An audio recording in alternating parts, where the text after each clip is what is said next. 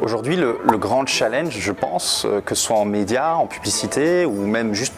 point de vue de la créativité aujourd'hui que les marques se doivent d'avoir pour se différencier vis-à-vis des autres, c'est qu'on est un peu d'une certaine manière dans une course à un message assez unique. Avec le temps, on développe des réactions qu'on appelle de la banner blindness, c'est-à-dire qu'aujourd'hui le consommateur ne voit plus les publicités d'une certaine manière. C'est donc extrêmement important pour les annonceurs, pour les agences, de pouvoir être capable d'apporter, en fonction du placement média, des variations de créatives qui puissent permettre justement de créer ce stopping power, de créer ce moment où le prospect, le consommateur va s'arrêter devant le placement média et se dire « Tiens, ça c'est intéressant, tiens ça me parle ». Et l'approche de Gloo, notamment au travers de l'outil de création visuelle intégré à la plateforme programmatique, permet justement, notamment dans des secteurs tels que le retail, on pense à des grandes chaînes de magasins ou même à des chaînes de magasins plus locales, qui vont leur permettre d'être extrêmement pertinents avec un message qui va pouvoir être conditionné par rapport à des éléments extérieurs. Ça peut être la météo, ça peut être une promotion momentanée au sein du magasin, mais c'est vraiment une action qui va permettre de créer plus de pertinence,